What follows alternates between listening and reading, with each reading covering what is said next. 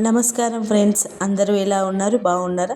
నేను మా అమ్మ వాళ్ళ ఇంటికి వెళ్ళాను. అక్కడ మా నాన్న అన్నయ్య పడే కష్టం మీతో షేర్ చేయాలనుకుంటున్నాను. ఈ వీడియో ద్వారా చూసేసేయండి. మనం ఎంత ఆధునిక జీవితంలో ఉన్నా మన గ్రామాల అందం, అక్కడి మనుషుల జీవన విధానం మాత్రం ఎప్పటికీ ప్రత్యేకంగానే ఉంటుంది. మా అన్నయ్య తన ఆవులను తీసుకొని నెమ్మదిగా రోడ్డుపై నడుస్తూ ఆవులను జాగ్రత్తగా రోడ్డు దాటిస్తున్నాడు. ఇది చూడ్డానికి చాలా సాధారణమైన సన్నివేశంలా అనిపించినా దీని వెనుక ఎన్నో కష్టాలు, ఎన్నో బాధ్యతలు దాగి ఉన్నాయి. గ్రామాల్లో జీవించే ఏ రైతు అయినా ఉదయం లేవగానే కుటుంబం కంటే ముందు పశువుల గురించి ఆలోచిస్తాడు. వాటికి మేత పెట్టడం, నీళ్లు ఇవ్వడం, ఆరోగ్యంగా చూసుకోవడం ఇవన్నీ వాళ్ళ రోజువారీ జీవితంలో భాగమే. మనకు ఒక్క గ్లాస్ పాలు అందాలంటే ఆ పాల వెనుక రైతు శ్రమ, ఈ పశువుల సేవ ఉంటుంది. కానీ చాలాసార్లు మనం వాటి విలువ గుర్తించము.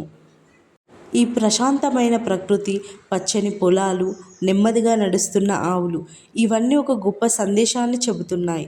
జీవితంలో ఎంత తొందరపడినా ప్రశాంతతను మాత్రం అస్సలు కోల్పోకూడదు.